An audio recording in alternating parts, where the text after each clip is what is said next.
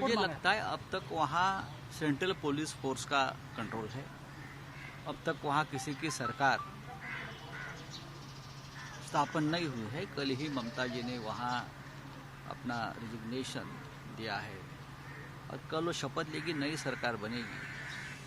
अब तो पूरा नियंत्रण आज भी चुनाव आयोग और सेंट्रल जो फोर्स भेजा था लाखों की संख्या में, उनके हाथ में ही लॉ एंड ऑर्डर है। अगर कुछ हुआ है तो ज़रूर ये जिम्मेदारी सबकी बनती है। अब चुनाव खत्म हुआ है, अब चाहे लोग यहाँ के हो या वहाँ के हो, कोई भी हो, अगर संयम नहीं रखेंगे और खून खराबा बढ़ता ही जाएगा तो सबका नाम उसमें खराब हो जाएगा। अब लोगों ने ममता जी और उनके पार्टी को भारी बहुमत से जिता कर दिया है, तो सबसे ज़्यादा ये पहली जिम्मेदारी तृणमूल कांग्रेस के नेताओं की बनेगी कि लोगों को शांत करें। लेकिन ताली एक हाथ से भी नहीं बजती। सर, वहीं जिस तरह से बात करें, बीजेपी के नेता हैं दिल्ली के परवेज साहिब सिंह, वो कहते हैं कि जिस तरह से हिंसा हो रही है, वहाँ के नेता, वहाँ के विधायक, यहाँ के वहाँ के मुख्यमंत्री ना भूले कि यहाँ एक बार उनको भी दिल्ली आना है। अब इसी प्रकार की भाषा का इस्तेमाल दोनों तरफ से होगा, सेंट्रल की तरफ से और राज्य की तरफ से, तो लॉ एंड ऑर्डर की बात कौन किससे करे? शांति का अपील कौन करेगा? सेंट्रल गवर्नमेंट ये सबसे बड़ी एक हमारी बॉडी है। तो सबसे पहले प्रधानमंत्री हो, देश के गृह मंत्री हो, आप नड्डा जी वहाँ गए हैं, आप बड़े लोग हैं, आपकी जिम्मेदारी है कि आपके लोगों को शांत करें। पश्चिम बंगाल का इतिहास राजनीतिक हमेशा इस तरह से राजनीतिक हिंसा का रहा है। उसमें से कोई भी पार्टी अछूत नहीं है, ये सबको मालूम है। लेकिन आज देश की हालत ऐसी है, कोरोना या और भी कुछ बातें हैं, देश की हालत ऐसी है, तो ये सब भूलकर हम एक साथ काम करने की जरूरत है। तो वही पश्चिम बंगाल के नेता जो है ममता बनर्जी कहा है कि 2024 का जो लोकसभा चुनाव आ रहा है, सारे विपक्ष नेता एकजुट होकर लड़े। तो आपको क्या लगता है, एक साथ होकर लड़ना चाहिए? देखिए, ये बात तो हमने बहुत बार रखी है, हमारे पार्टी की तरफ से भी। आदरणीय उद्धव ठाकरे जी ने भी ये बात रखी है, सबको एक साथ आकर लड़ना होगा।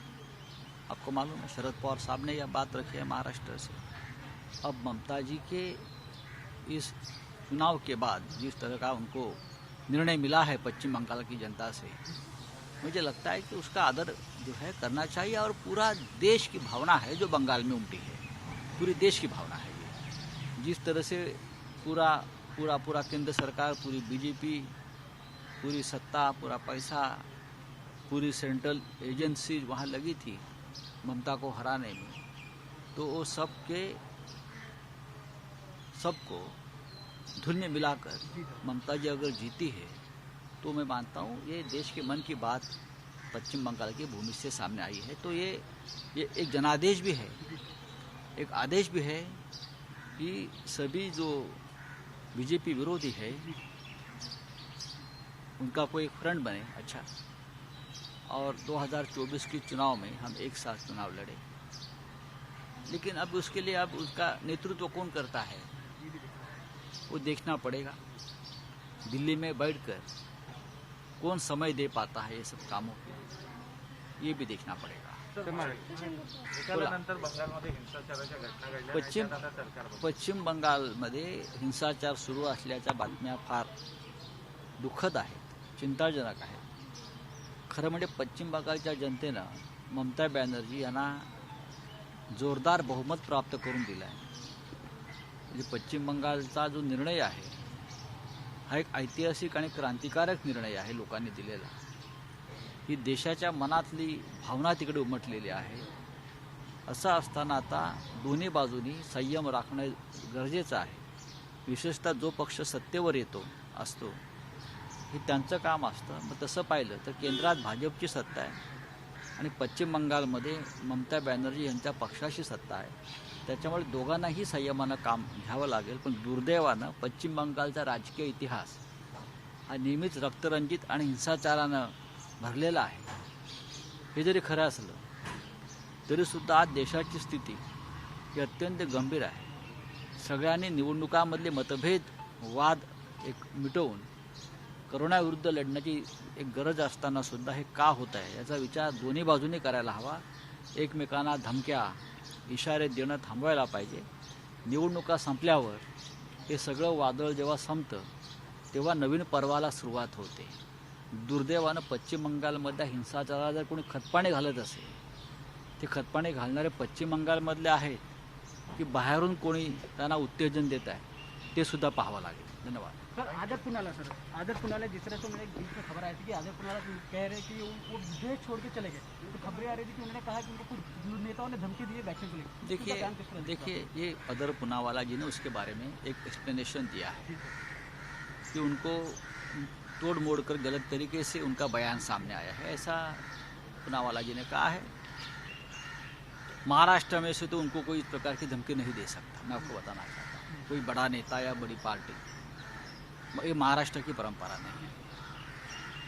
हम तो पहले से बोल रहे थे कि हमें गर्व है कि इस प्रकार की जो वैक्सीनेशन है महाराष्ट्र में बन रही है और वो पूरे देश के लिए बन रही है. ये देश की बात है. तो हमारे तरफ से या और कोई पॉलिटिकल पार्टी की तरफ से और जिसने इस प्रकार की बात रखी अपने चैनल पर, उनको तो माफ़ी मांगनी पड़ी है. तो अगर कोई है तो उनकी जांच होगी. लॉ एंड ऑर्डर का सवाल अगर वैक्सीनेशन के बारे में कोई निर्माण करता है, पैदा करता है, तो जरूर हमारी सरकार उसकी जांच करेगी. सर क्या सुरक्षा प्रोवाइड करी जिस तरह से केंद्र उनको सुरक्षा प्रोवाइड की है? देखिए उनकी सुरक्षा करना ये सबकी जिम्मेदारी है, क्योंकि उनका काम है, वो देश की जनता के लिए है, जनता की सुरक्षा के लिए है और राष्ट्र के लिए है. तो ऐसे व्यक्ती की सुरक्षा करना हे हमारा फर्ज है.